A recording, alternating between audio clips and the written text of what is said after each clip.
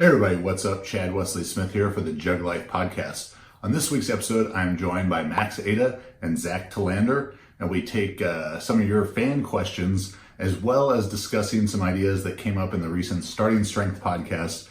Their Ripeto's take on Olympic lifting, and we're seeing that pop up on Reddit, and just wanted to address the misconceptions that may be created from that.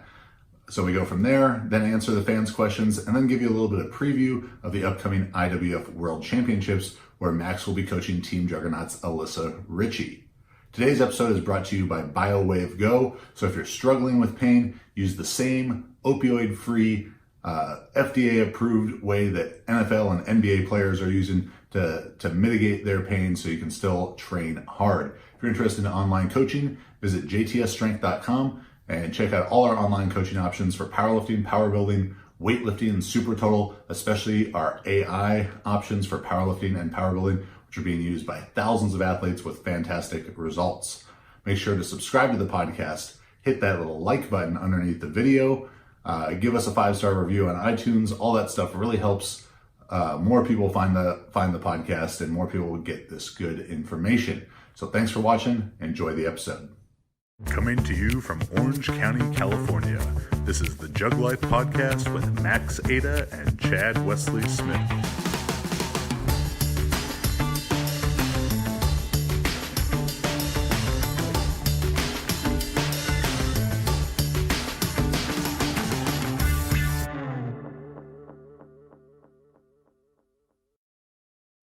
All right, so I am here with Zack Telander and marvelous Maximum Montana. How you doing, guys?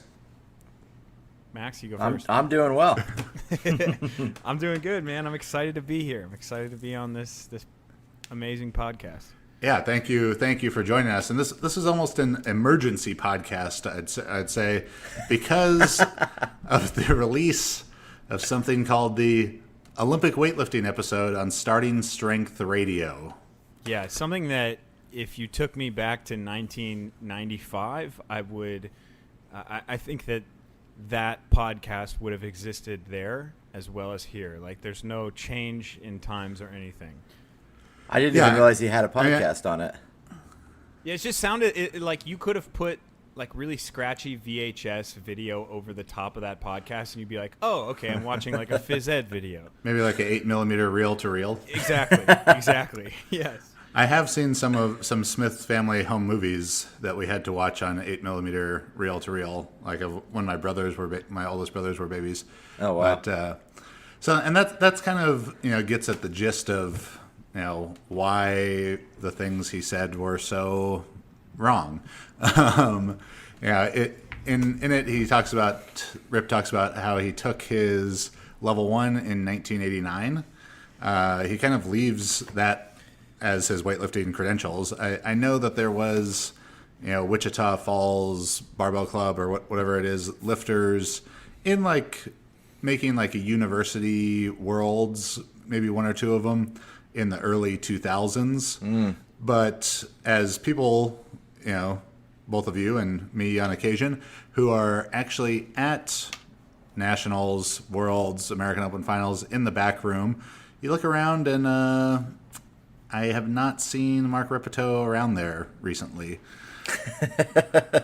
Yeah, and the thing is, I don't see a starting strength athlete, so it's not like Mark's not showing up just because he's old and tired. Yeah. It's because he doesn't have anyone to even coach at. I heard he was going to be in Thailand.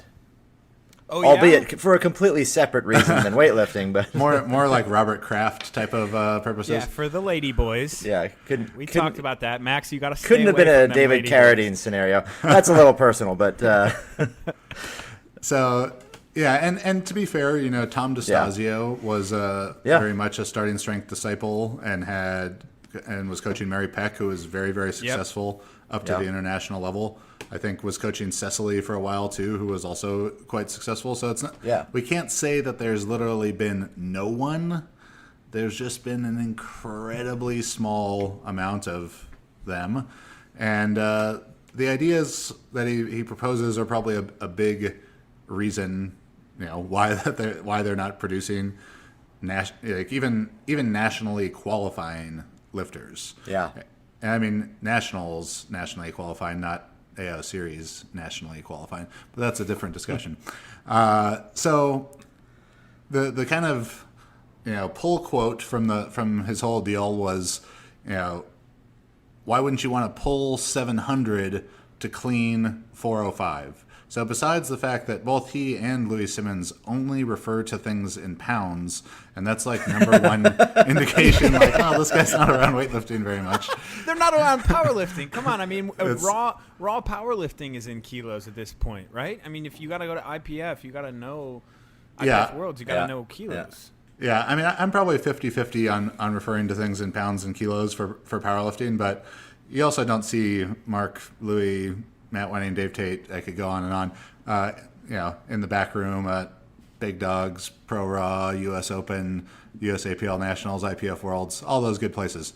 But, all right, so, I guess the real question becomes, what I want to talk with you guys about first is the role that maximal strength, particularly in the squat and deadlift, can actually play for weightlifters.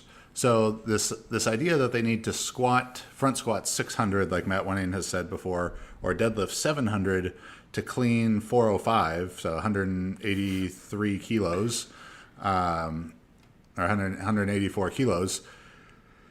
That's what I want to get to. So if you were to make a guess, just in all of USA weightlifting, how many athletes there are that can clean, not clean and jerk, because that's not what these guys are referring to, but just clean 184 kilos or more. How many do you think there are? I would bet well over 50, maybe between 50 and 100. I would agree. I was going to say 100.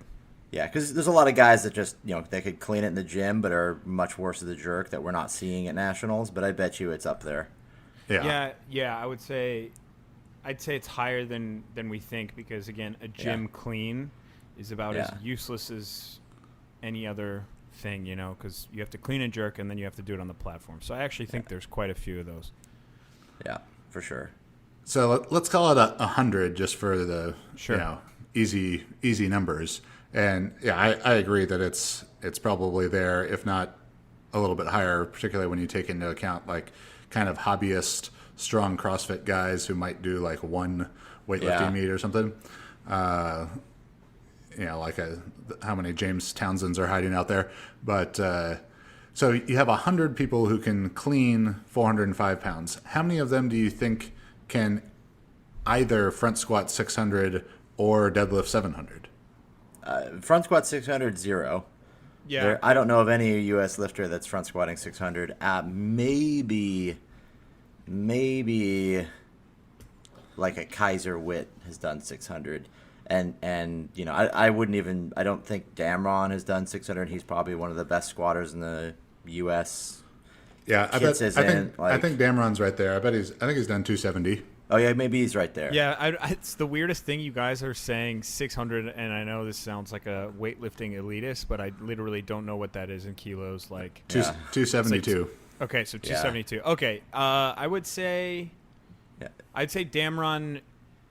I think he's done 260, but maybe not 270. Yeah, Garcia did 260 a long time ago. Like it's the number is low. It's below 3 at the absolute highest. And the deadlift number is probably lower than that. That one I'm inclined to say 0.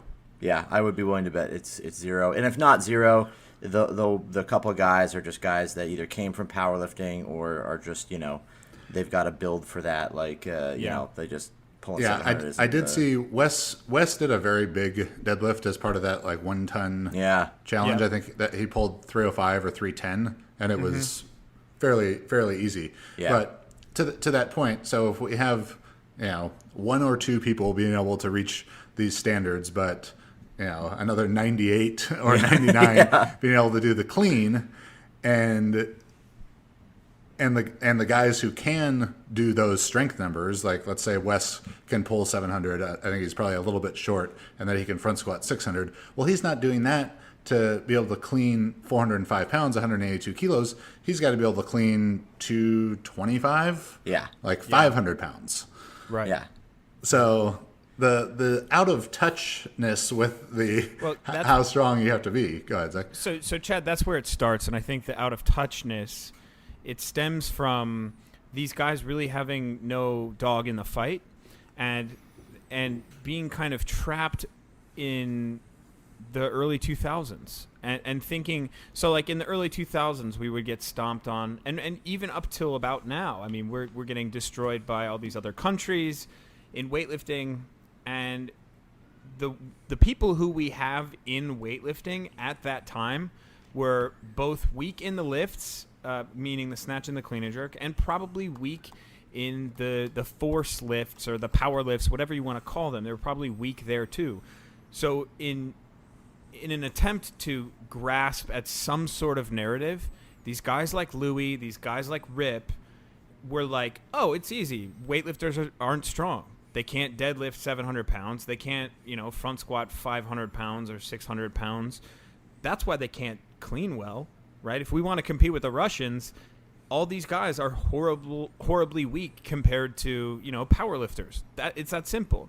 And then the sport has evolved so much. And something that Louis enjoys doing in that is not just comparing them to powerlifters. He'll just compare a weightlifter's numbers to multiply powerlifter's numbers. Because he did that exact thing in a response to a Mike Tashir article we posted like 6 years ago. Yeah.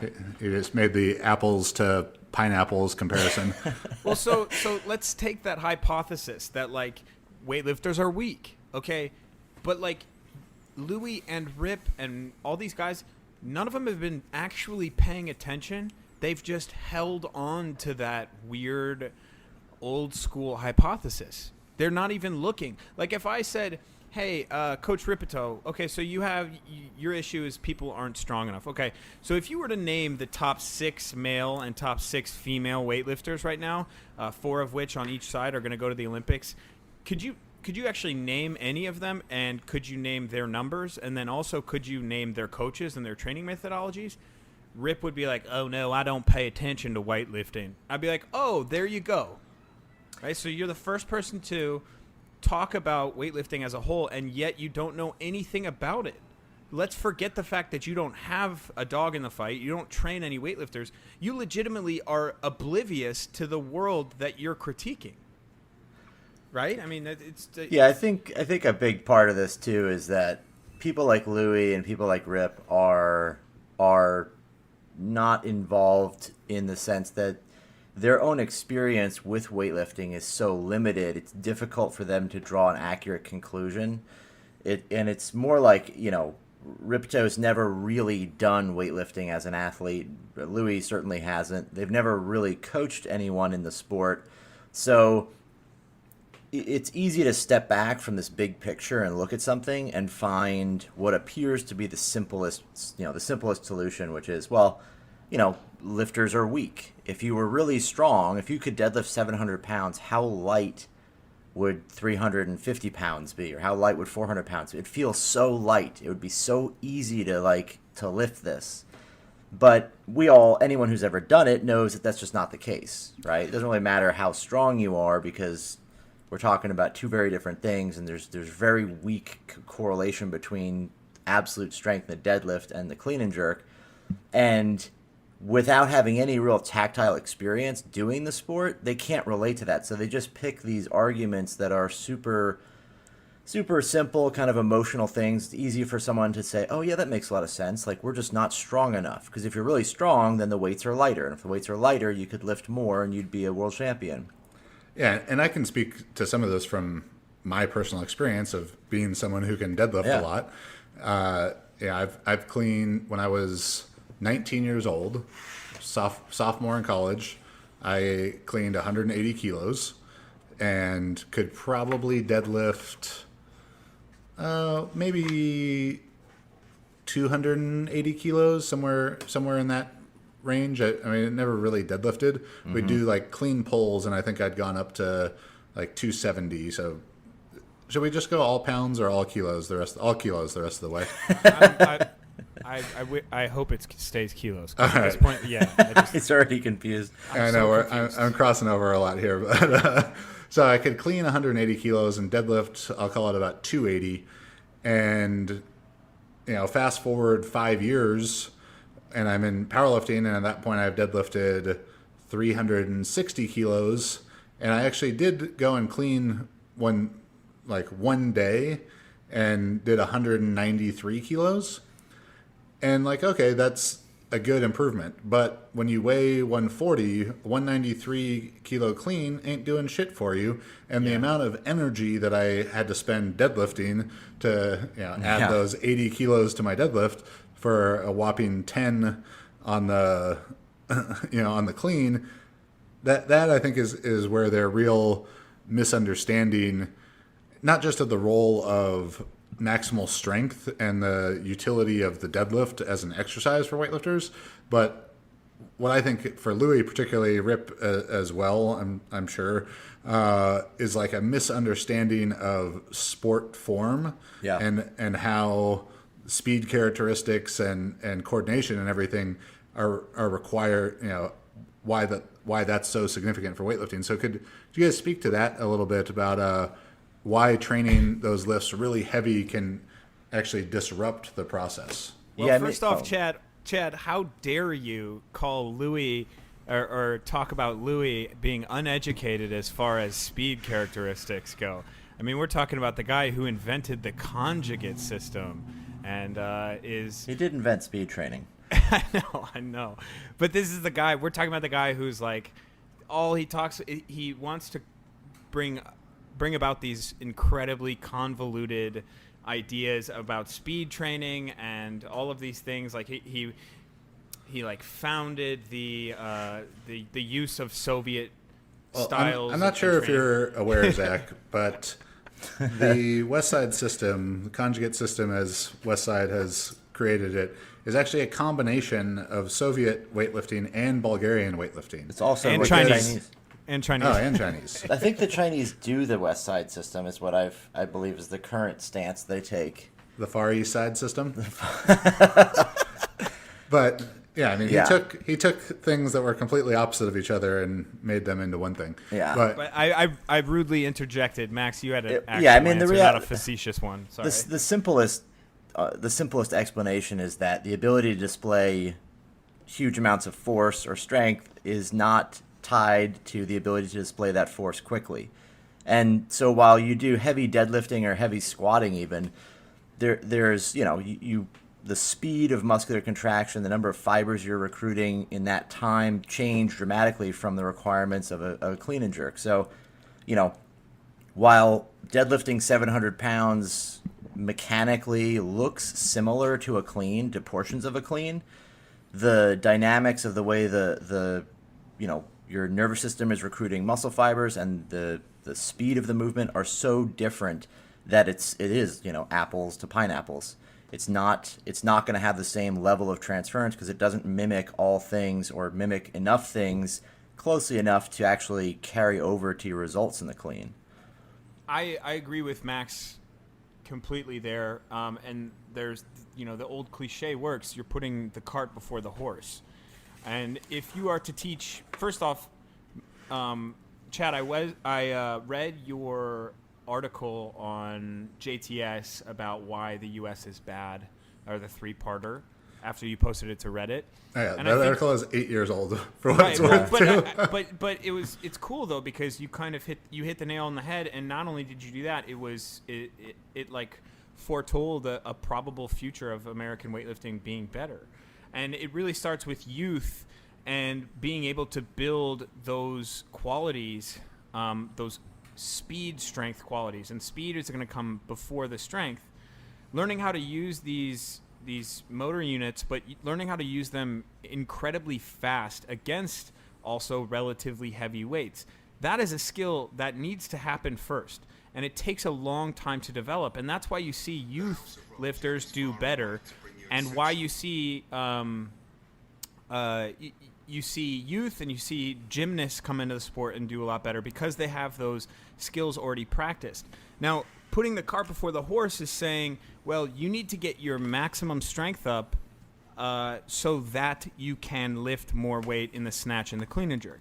And that's simply just not the best way to accomplish that thing. When you lift heavy, while you're learning the lifts, you begin to create this correlation between the two of them.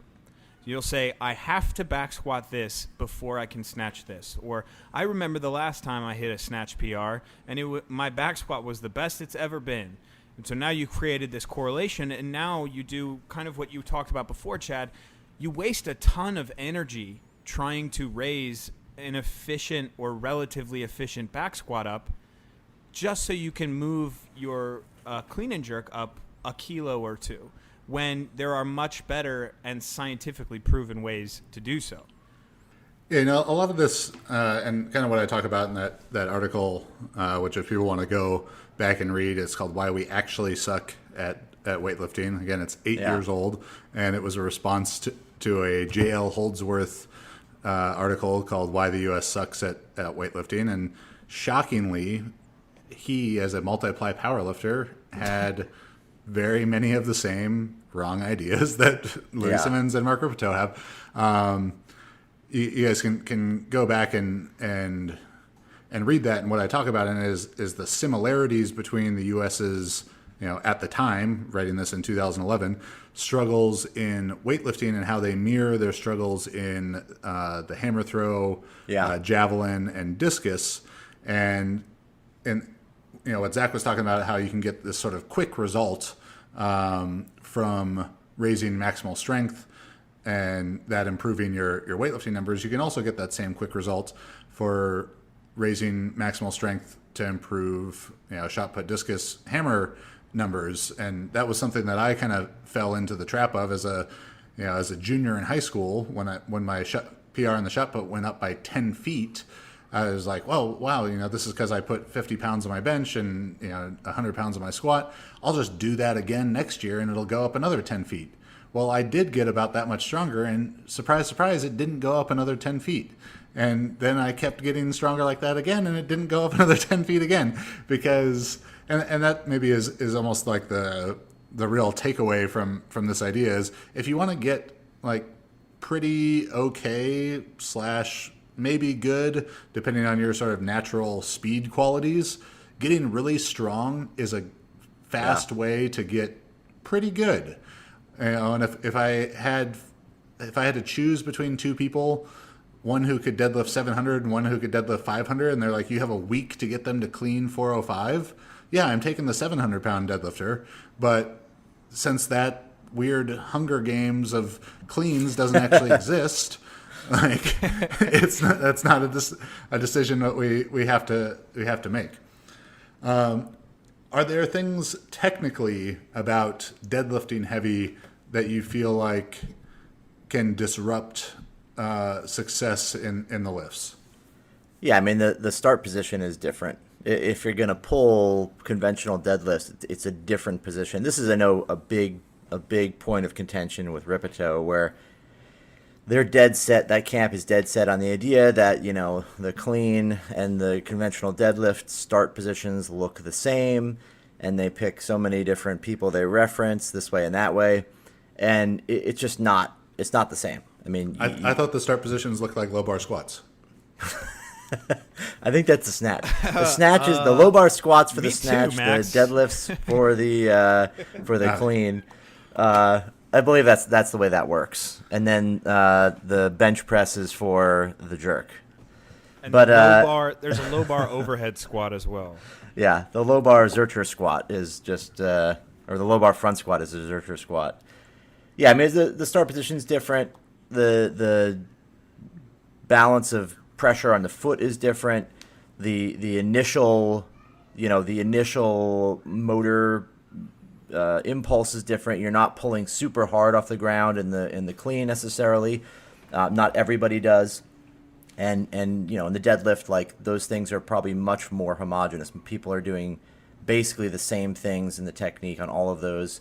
The tempo of the lift is different. The intent right off the ground is different. It's just a very different thing.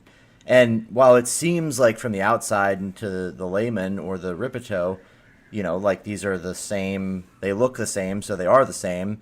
It's easy to see where they get caught up in that. It's like, it's like basically the same. Look, here's a picture of Steiner. His shins look the same as this guy, and boom, boom, boom, boom. One thing is the next, and there you go. Yeah, there's your correlation and causation in one. Yeah. I agree with Max. I mean, it's the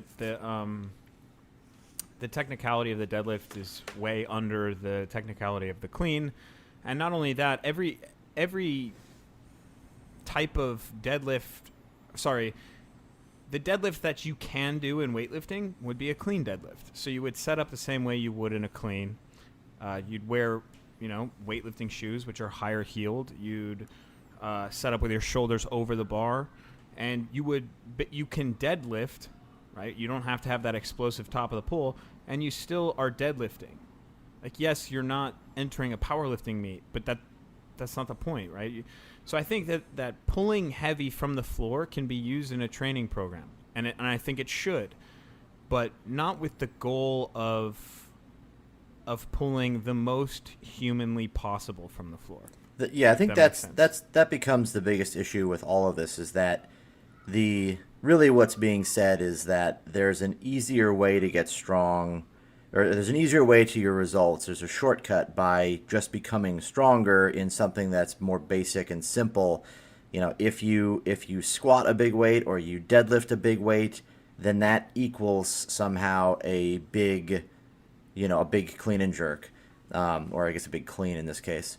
But it's just not the case, right? And the idea sounds so enticing to believe that if you just improve your squat another 20 or 30 kilos, your deadlift another 20 kilos, then the same thing is going to be an equal response in the clean and jerk. And Chad's story obviously sums up why that, a great example of that not happening, where, an increase in general strength initially had a good result, but then there was no improvement beyond that. And that's like the heart of this issue, is that you can achieve high results, or you need to be strong to achieve high results, by doing something that is not specific to the actual sport. Yeah, and I think that that is the real takeaway here is front squatting a lot good? Of course. Is having a huge deadlift, conventional or clean deadlift, a bad thing? No, certainly not. But it's the pursuit of those goals as the primary goal that's the problem. Yep. If you can clean deadlift 700 pounds by a byproduct of well-planned training that takes into account developing speed qualities and technical qualities, awesome. You're probably really fucking good at weightlifting then. Yeah, you're really, really good, yeah. But to the other side of it, if you can deadlift 700 pounds, 317 kilos, and you can front squat 600 pounds or 272 kilos, and you only clean 405 pounds, 184 kilos, you fucking suck at cleans. Like, you should be doing way more. Yeah. If you could front squat 272, I mean, Holy 220 shit. Minimum, probably clean.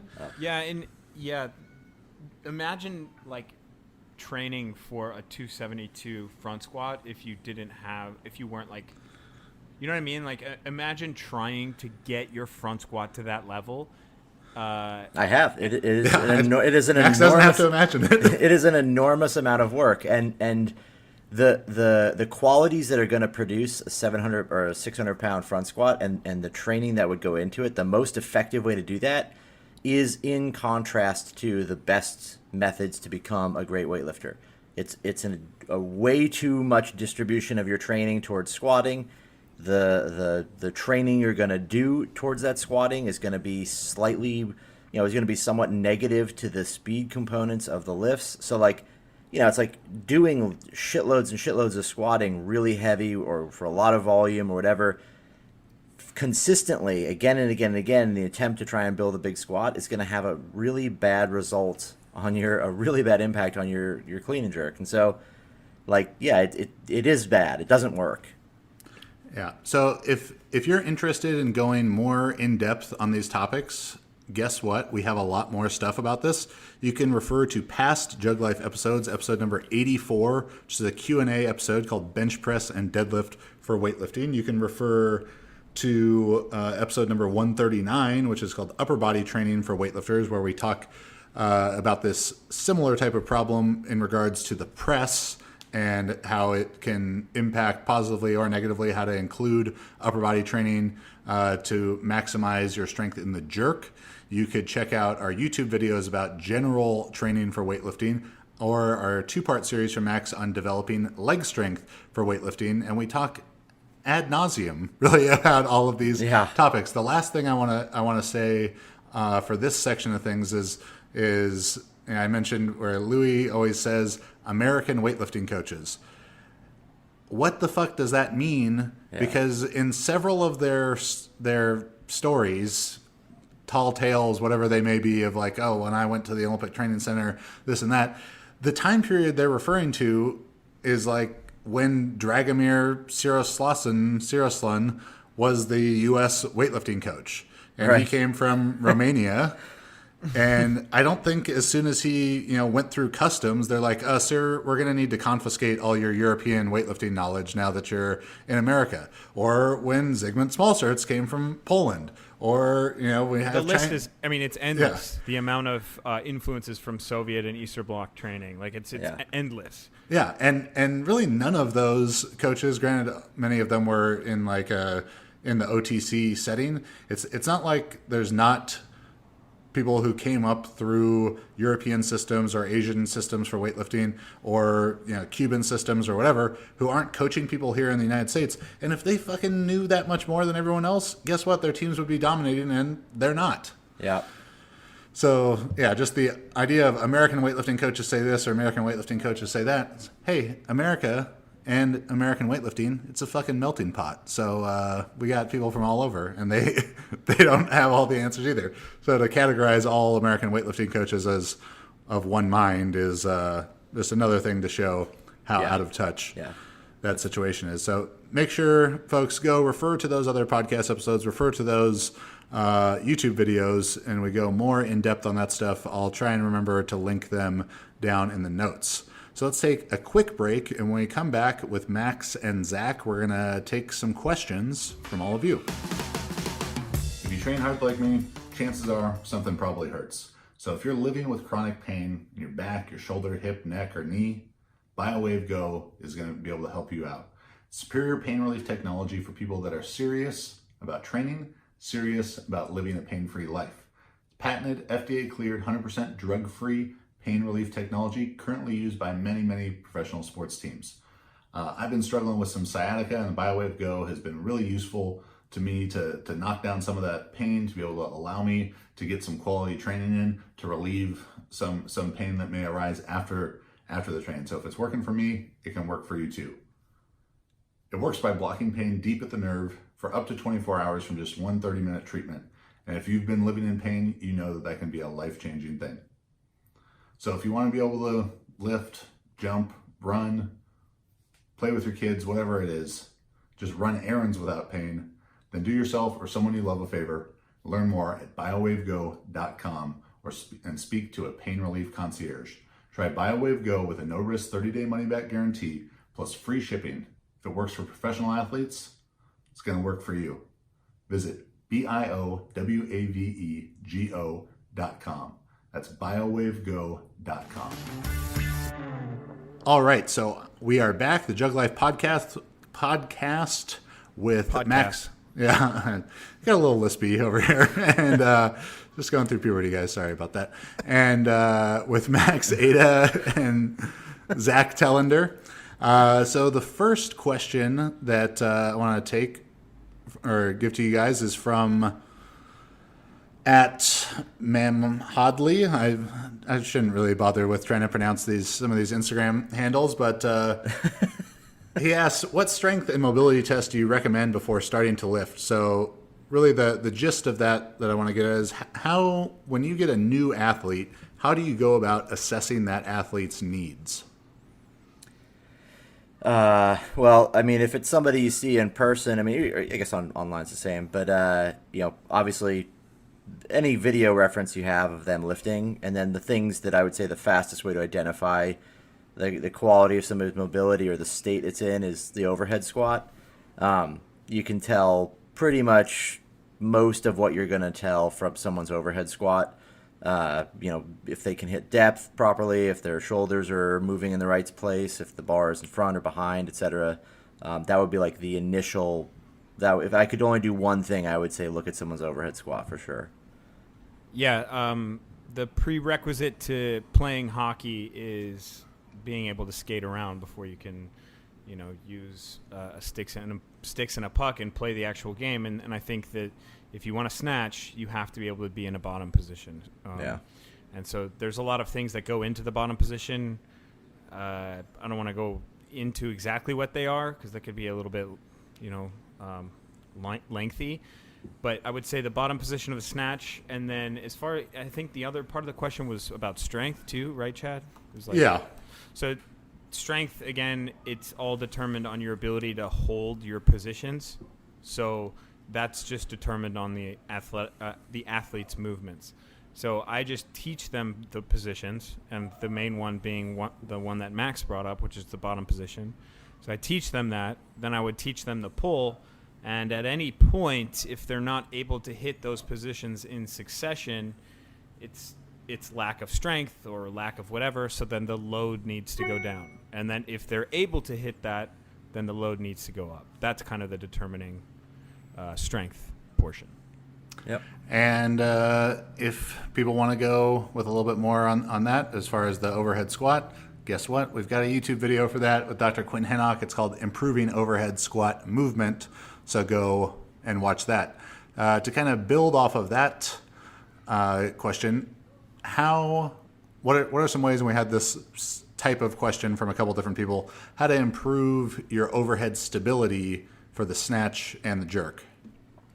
I would say the first and simplest method is to start including some kind of pause movements in the bottom of the overhead squat, pause in the snatch, like spend extra time in the positions that you're bad at, that you're not stable in, with obviously your lower intensity ranges. And then once you've done that and started to implement that, you could also include some separate workouts that actually are entirely just things like strength exercises for the snatch, like a snatch push press, snatch press, drop snatches, overhead squats, snatch bounce. All of those exercises would come secondary to that, in my opinion. Yeah, I would agree. I think that I would call those like load preparation type of movements, Max. Kind of like the snatch push press is really great because you're and the emphasis should be early on. I like incorporating those early on with holds, like you said. Yeah. Because the emphasis should be on that like forcibly locked elbow position and forcibly, the scaps pulled together and really holding that position and getting your joints and tendons prepared for improvements in the snatch. If they're not prepared, you're basically setting that point at which technique is going to break down earlier. Yeah. So a lot of those things are really important to prepare, and they're very awkward positions. I think that, a typical gym bro doesn't really force lock their elbows. And the typical gym bro doesn't do much overhead work. So I think it's important to really build those aspects early on. So, right, the question was mainly overhead stability, right? Yeah. And I think people will be well served here as well to refer to episode I already mentioned, episode number 139, upper body training for weightlifters. And we talk, Max and I talk a lot in that one about why some of these CrossFit competitors, a lot of our female competitors, are so good in the jerk, and it's coming from their background of handstand push-ups, handstand walks. Yeah, I couldn't agree more with that. Absolutely. Like the gymnasts in general, so I put kind of CrossFit and gymnastics in the same category. If you're really good at CrossFit, like regional, I guess they don't have regional, but high-level CrossFitter, you are doing handstands. You're doing all these gymnastics movements. And these positions are like essential for a lot of like human performance. So girls like Alyssa, Alex, who else is on the women's team? That's Q did gymnastics and she did CrossFit. Christy was a CrossFitter. I think Yeah. pretty much every one of our women's weightlifters was a CrossFitter. Yeah. Right. And it makes a lot of sense. They have the upper body power. And something I noticed with, like I talk about the elbows again, but it's very strange. Like if you look at a gymnast, they have these elbows that are incredible. And they can just snap them locked. Tellander's an elbow man here. I think we're verging on fetish territory now. No, it's just, you know why? It's because it's like I've been watching a lot of Mindhunter, I guess. Let me stop here. I've been watching a lot of Mindhunter, so I feel like I'm qualified to profile serial killers and whatnot, and I'm pretty confident in my assessment here, Mr. Tellander. How many elbows do you have in your I'm an elbow freezer guy, right now? right? I'm an elbow guy. No, I'm onboarding a lot of guys to the Texas A&M weightlifting team, and it's just such a huge problem getting the bar overhead and trying to pull the scaps together and then lock the elbows. Yeah. So I've been eat, sleep, dreaming elbows, guys. Yep. Okay, and if I More turn evidence. Yep. You want to slide in Coach ZT's DMs with just maybe a tastefully done elbow shot. Please some don't. Nice Please, lighting. God, don't. He prefers Indian elbows, men's elbows. Okay, next question. Let's go. This is one that kind of ties back into our earlier discussion, I think. And so anyone who does the club weightlifting, masters weightlifting programs through Juggernaut, I see this question all the time. It's like, you're asking for us to do 115%.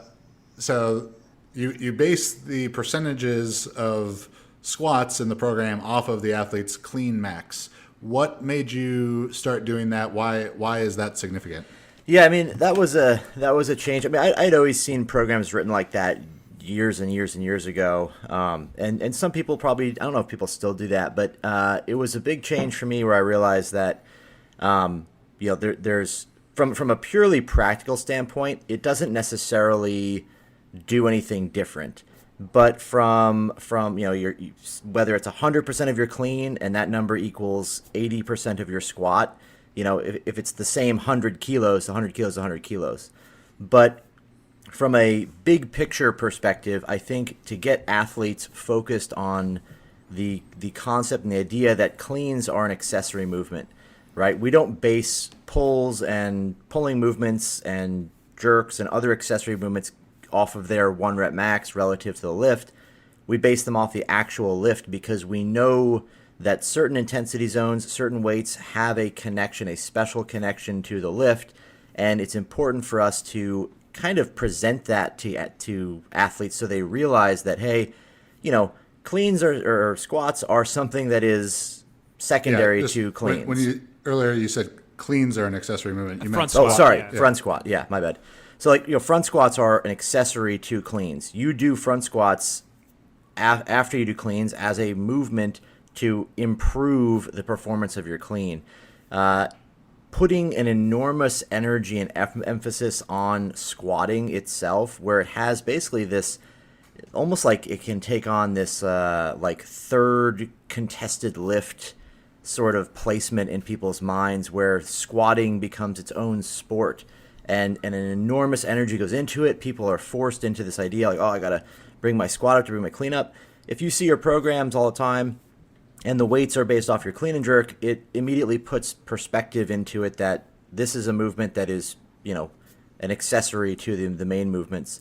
In addition to that, the from a programming standpoint, one thing we're looking to do is we want to know what squats are actually beneficial to our lifts, and we want to increase the number of squats that we know are going to be beneficial to raising the results of the clean and jerk.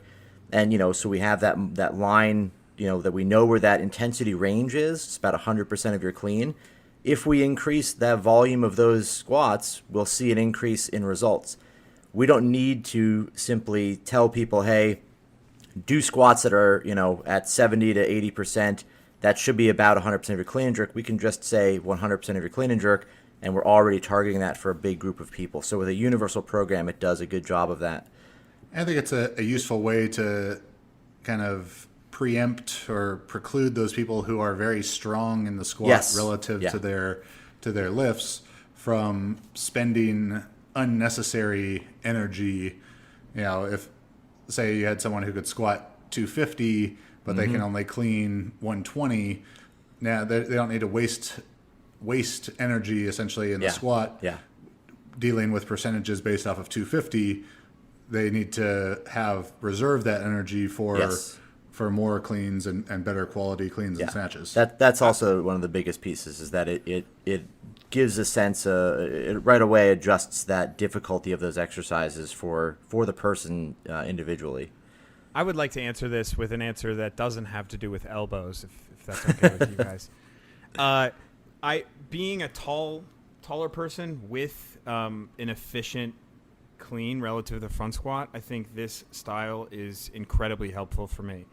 One of the things that Max and I talk about all the time is building fatigue in the clean and jerk, and how dependent on the body type that you are or how efficient you are, it's an incredibly arduous task. When you want to improve the snatch, you can program high frequency and relatively high intensity snatch sessions. With the clean and jerk, it's not that way at all, I think. You have to be able to build fatigue safely, and you really have to have tough clean and jerk sessions, or maybe clean sessions, so that you can compete better.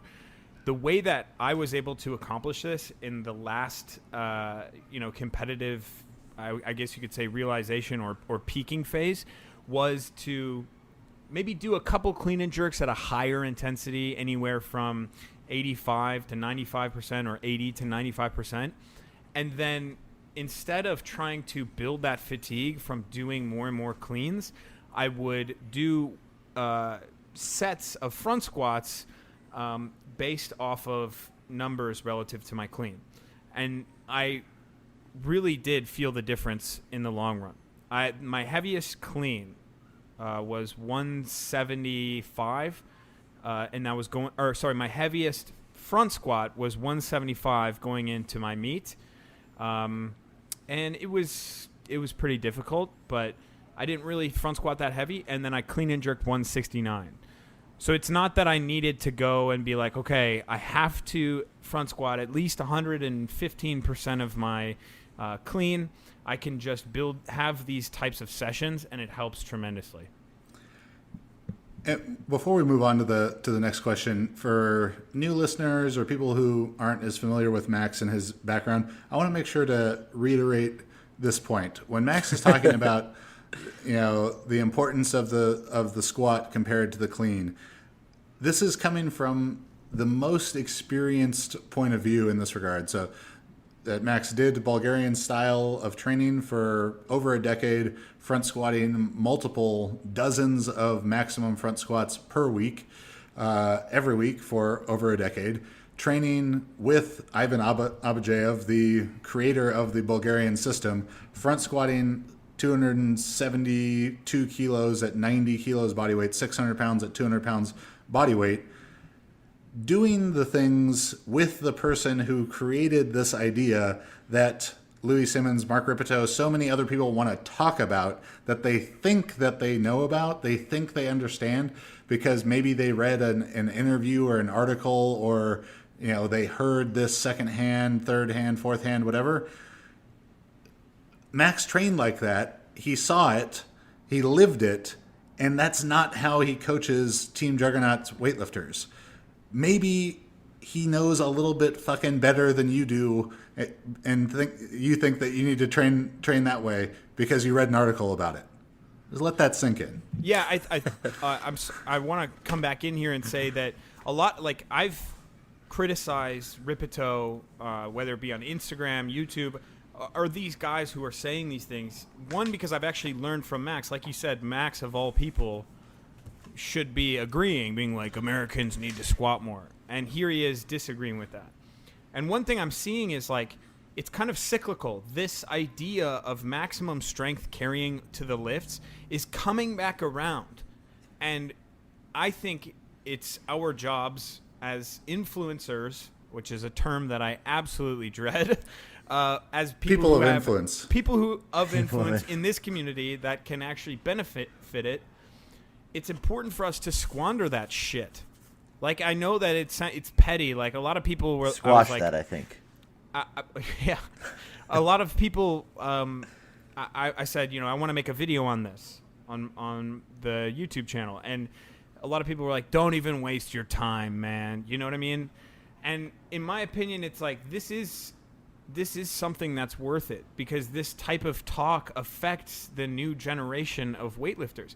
These kids are going to see this in their high school gym, and they're going to squander away or squash away potential. Well, that was the right use of it there, but the potential to build the qualities that we're talking about. Yeah. And they're going to do it because jackasses like Louie and Ripito are saying, well, you better, deadlift 700 pounds if you want to clean and jerk anything in this world. Like, Yeah, I'm sure that there are a lot of people listening to this being like, "Oh, the Juggernaut guy's talking shit on Rip and Louie again. What's new?" We're not saying this for you. We're not saying this for the people who already know. We're saying this for the people who don't know. Yeah. If you already know, then skip ahead. You've already been saved. All right? We're trying to save the other people who don't know yet. I'm coming up with these. It's we are awesome. like, we're trying to save you from the yourself. evils of this world. Yeah. And then the JTS listeners they have all been saved, and now it's their duty to spread the good word. Yeah. That's not heavy. All right, our final question for this section from Ted Gunham on Instagram. What is something that you have changed your mind about over your years of coaching? Max, you go first.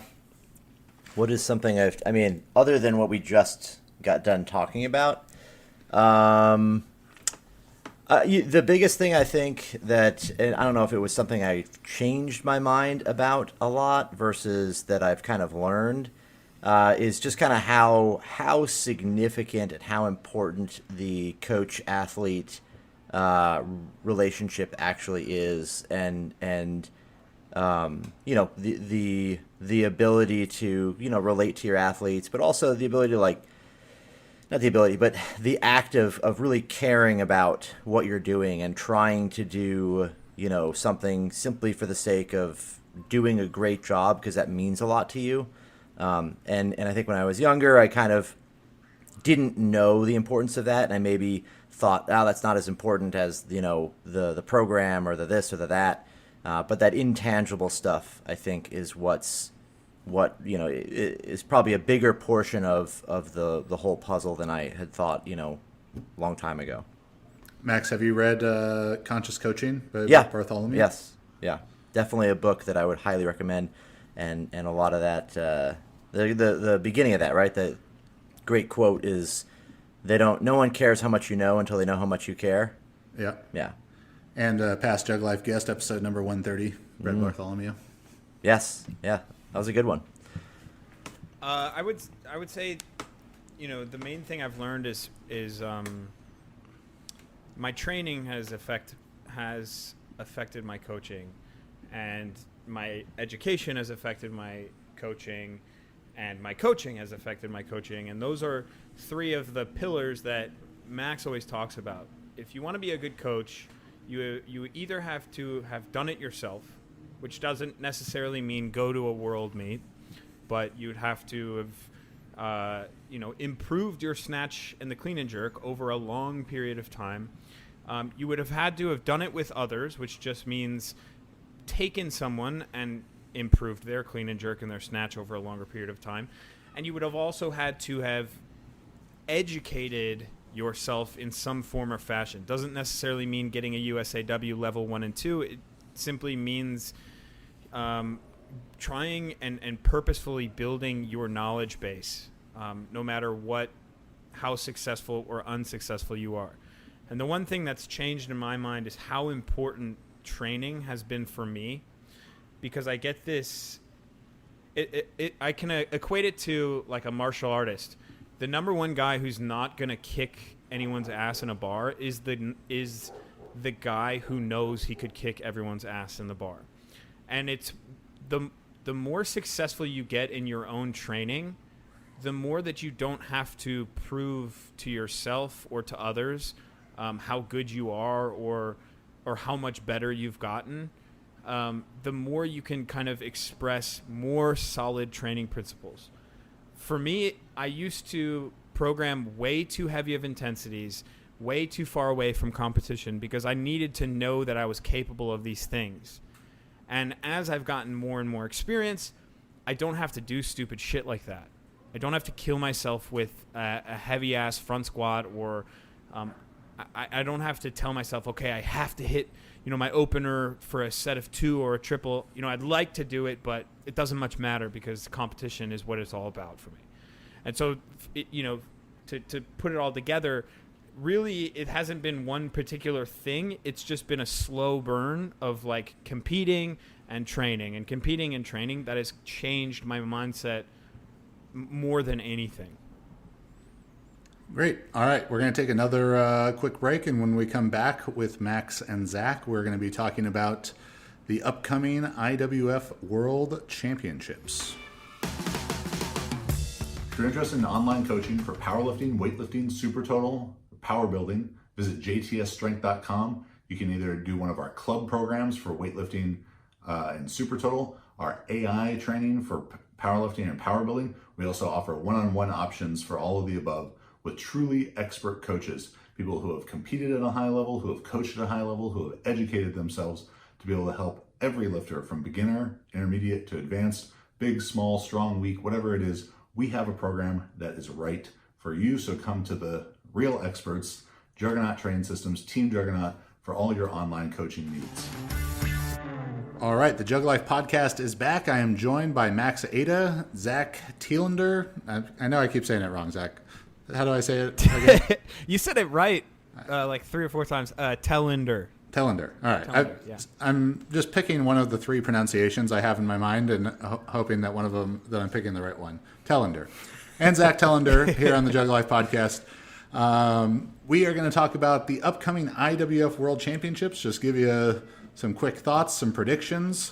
So in 10 days from when we're recording this, Max, you are going to be on a plane to Japan for the Team USA camp, getting your athlete Alyssa Ritchie ready. Yep. So you're definitely going to have the most, firsthand experience of what's going on. What are you looking forward to about Worlds, and specifically for Alyssa? The big one is trying to, we have a list of goals and objectives that are most important.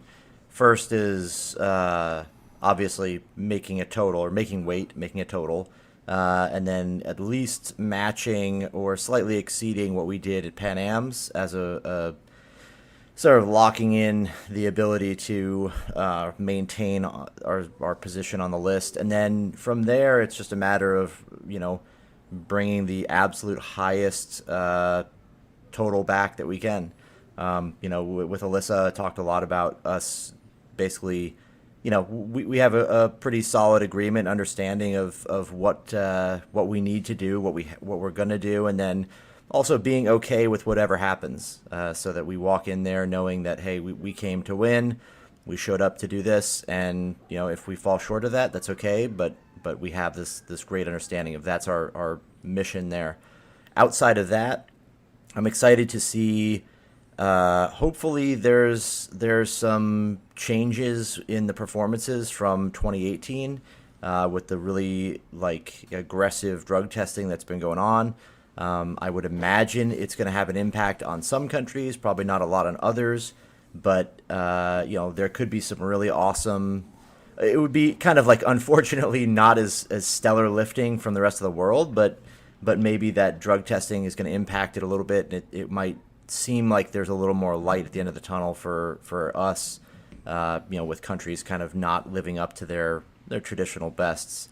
And then I would say the last thing I'm most excited about outside of her is, and outside of that, is Ilan just showing up and doing something. I think no matter what he does, it'll be interesting.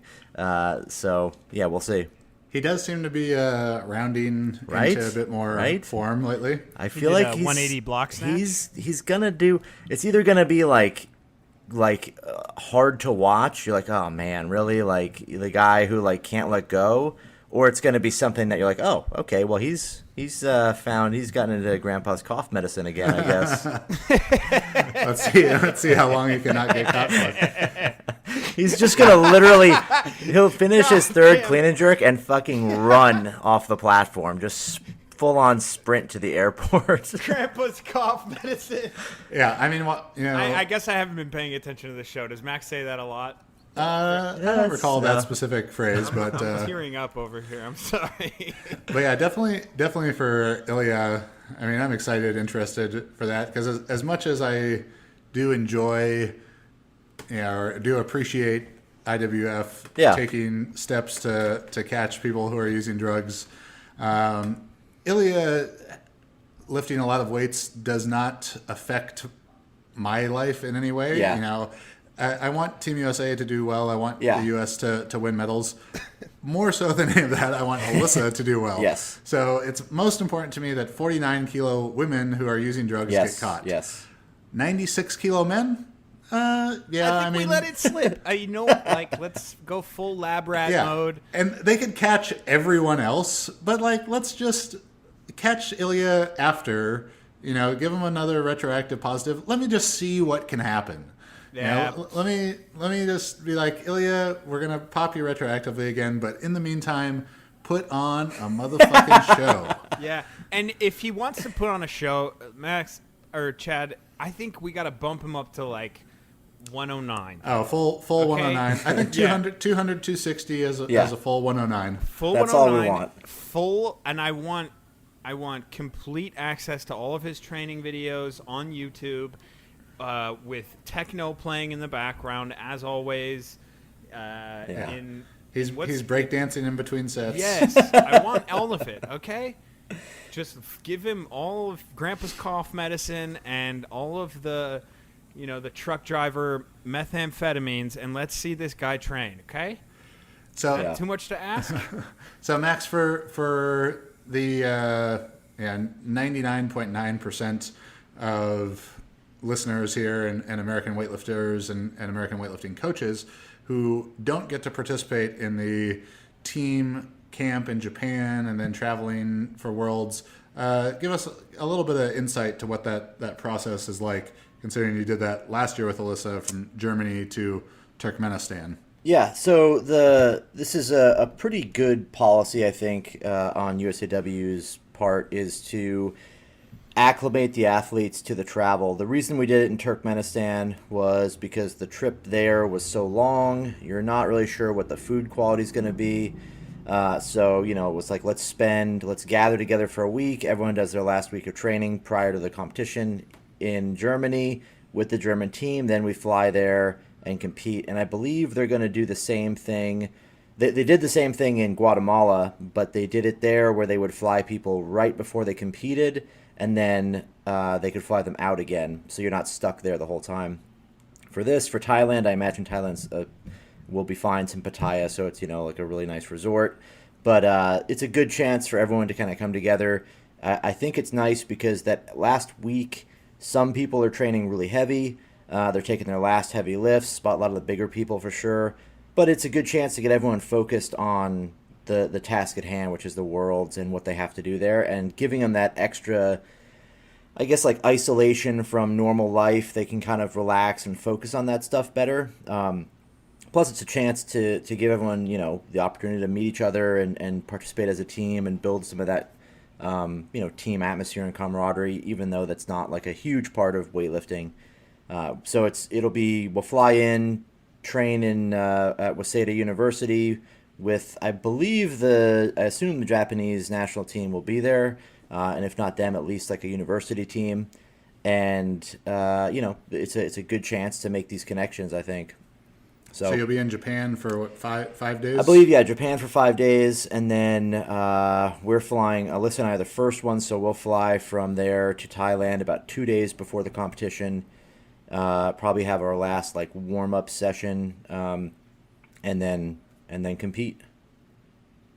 Now, Max, why isn't it all in Thailand? A lot of countries are, in the training hall prior for 7 days or something. Yeah. So the main reasons are, and the reason camaraderie. the reason we did it in Germany is because we were really aware of the conditions in Germany. so we knew what to expect. They put everyone up in this like kind of long-term stay hotel with like a really good like, really high quality food and everything. So there was nothing like out of the ordinary. In Thailand, we're definitely not going to go train with the Thai team. So Right. they set themselves up with a team. Japan. I don't believe Japan's ever had a drug positive, and so they're putting themselves in a place where we know exactly what we're going to get in Japan. It's also where the Olympics will be, so it gives people a chance to I guess get used to what Japan is, even though it's not really in the same exact place. But that's the basic plan, is to kind of give you get into the best possible situation. If it was in somewhere else, I don't know if they would, if they would put a camp for a week in somewhere like Belarus. We would probably do it again in somewhere like Germany or something like that would be my guess. Yeah, that's awesome. Yeah. Like just meeting the Japanese coaches and Yeah, it was athletes. And Germany was cool because we had a chance to actually talk with the German coaches. I spoke with them for a bit, and that was cool. It's for me, it's a good chance to learn some different things and get a different perspective, and you see stuff that maybe corroborates some things you had thought, or maybe completely is very different than your experience, or you're different than your perception of how things are. Now, do you think if USA Weightlifting would have been aware of the abundance of golden barbells and Guinness World Record holding white marble buildings in Turkmenistan, including the world's largest indoor Ferris wheel, do you think that they would have been more inclined to have the camp there? I think so. I think it would have been. I almost wonder if they could have arranged some kind of bicycle parking lot target practice, pistol shooting arrangement for us there. It's a national sport, I think. If you have not watched the episode of Last Week Tonight with John Oliver, in which he talks about the president of Turkmenistan, Oh my god! highly suggested. Yeah, I gotta see that. Did you guys have an episode talking about this exact experience that Max had? With Turkey, I probably talked about it before, but Yeah, we for sure talked about last year's Worlds in an episode, but I didn't find these things specifically, like the video of the Turkmenistan president riding a bicycle while shooting a pistol at targets. Well, not actually shooting it, but pretending to shoot at these targets and hit all these targets with a voiceover saying, our supreme, I think they say supreme leader, which I know is a North Korean thing, but I think they're saying the supreme leader is proficient in all sorts of weapons. He is a master of shooting even while navigating on a bicycle. Yeah, so we've got these worlds coming up. They're a hugely important part of the Olympic qualifying process. So, Max, if you could kind of contextualize the role that these worlds play in Olympic qualifying for U.S. athletes specifically. So this is a gold. Yeah, this is a gold level meet. So Robies are worth 110% of whatever you score. It's the second to last gold. The last gold meet's going to be the Pan Am's 2020. And basically after this meet, you'll have a really good grasp on who's not going to make the team. Not necessarily everybody, but you're going to, people that don't perform here, that drop down a lot, may be kind of out of the running.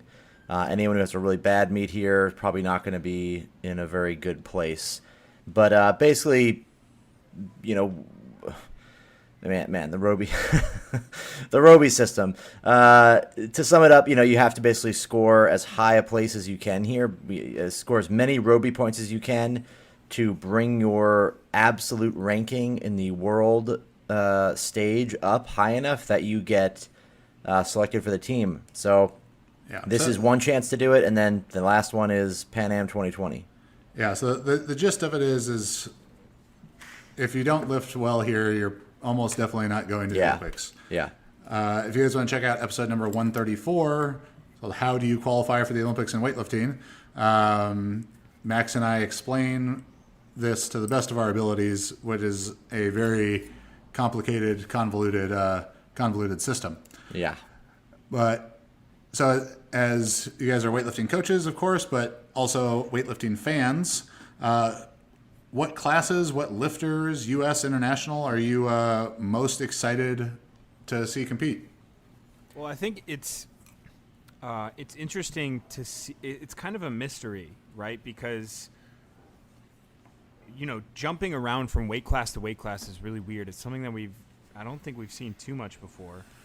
But there are a substantial amount of people trying to make the Olympics, and there's only a few ways to do that. Max, you said that you have to have had competed in the weight class you're going to at the Olympics. How many times? At least twice out of 6 meets. Right. So I'm interested to see where these people are going to shake out. Like where, internationally for sure.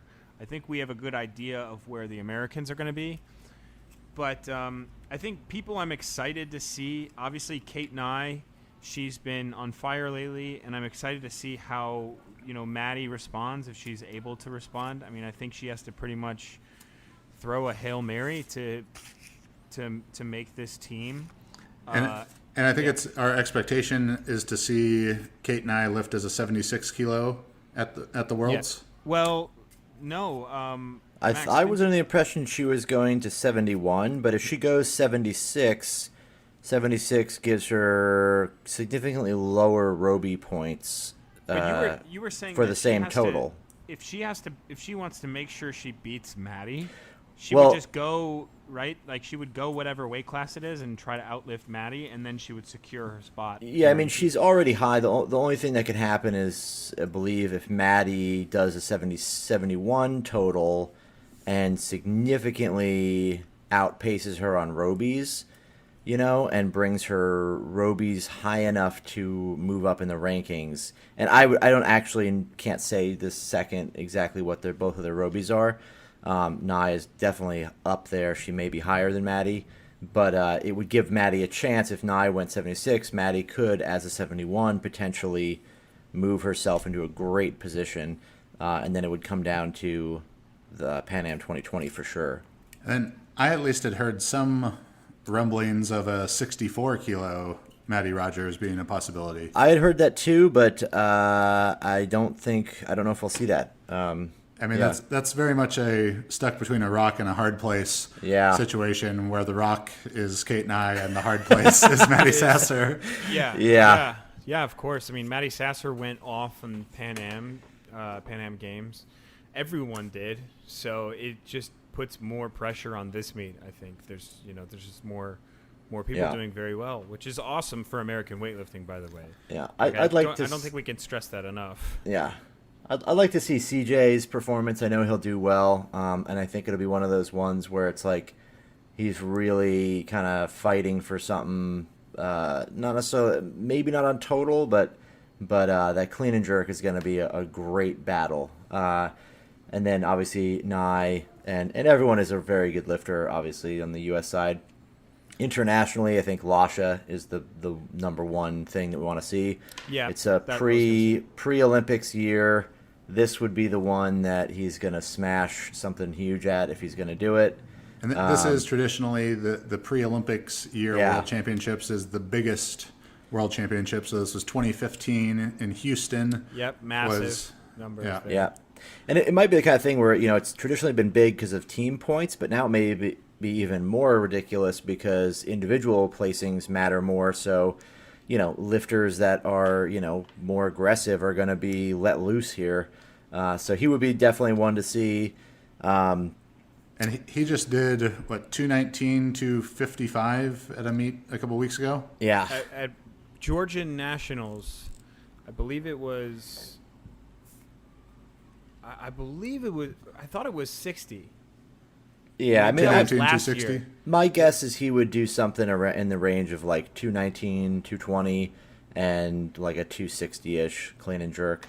I don't think we're going to see a 270 clean and jerk. I don't. Right. I doubt that. But if he can go 221, that'll push his own record. Yeah, and you don't know what the get paid for payment system is and all that, but definitely he'll be taking those shots, I'm sure, at big numbers. And then, kind of the rest is just going to be the ones that are fun to watch. Deng Wei in China will be a definite one to watch. And then Tian Tao he's exciting in more just the spectacle of doing a giant clean and then doing praying, whatever you praying call for the a jerk. thing he does in the jerk. Yeah. Maybe, like a miss, jump 10 kilos, Yeah. miss, jump 10 kilos, Yeah, make a world yeah. record kind That's of thing. what you want to see. Just insanity from something like that. Yeah, But that's for exciting. sure. Those are my top ones. I think any of the sessions where someone can push the Chinese is going to be fun to watch. So Yeah. What's the watching, 73 kilo Chinese guy's name? Shi Shi Zhiyong. Yeah, so that's CJ, and then there's another That's Chinese massive. for CJ. Hold on, Max. Who is this guy that put up a bigger total than CJ did in a Pan American guy? I Did don't you know. see that? I didn't see that. Did Are you CJ pass on the last? Man, I'm trying to think. It Yeah. was some Venezuelan, I want to say. Oh, that's the same guy he went up against last year, I think. Right, and this was actually. Did he actually beat him? That seems odd. It was at a different meet, but he put up bigger numbers than CJ did. Oh, well, And yeah. here's the thing: you You could lift in your you could lift in your mother's basement and put up bigger numbers than CJ Listen, the right day. It's one thing to lift in your grandmother's basement, but if you have those mortgage papers under your name, it's your basement. Okay? That's, by the way, a super inside joke. No one's gonna understand it. Anyways, yeah, I think those are for sure my picks for what's going to be most exciting. I think it will be interesting to see what's going down with Russia, if Russia's booted out, what their deal is, and that might influence China to push their super a little bit more if if Tatiana is not there. So that would be kind of an interesting event, I guess. Kind of neat to see if that unfolds. Yeah, and then that could have some Yeah. effect on Everything on else. the situation closest to us. So if China's going to send super instead of 49, or what's going to happen.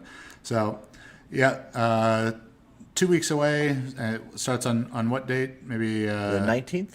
So about a little less than 3 weeks away. September 19th, and it'll be going on for 10-ish days there in Thailand, IWF World Championships. Alyssa Ritchie will be the first athlete up for the U.S. A lot of stuff going on in terms of Olympic qualification, a lot of moving parts, what weight classes people decide to lift in, what countries are getting people sanctioned, how many sanctions it is, how many spots they have, Robies, multipliers, and then, of course, the often overlooked part of Olympic qualification: who's lifting the most weights. That we'll also be looking at that part of things. But it should be a very exciting meet for USA Weightlifting, who's just been crushing it at these international meets. Yep. Yeah, it's going to be super exciting. I'm wondering about the stream or televised or whatever that means for them. I wish, if it was an online stream that was like as easy as watching. I mean, Pan Ams were super easy to watch. All of USA national meets are super easy to watch. I hope there's something like that for this Worlds. Yeah. That would be great. That would be fantastic.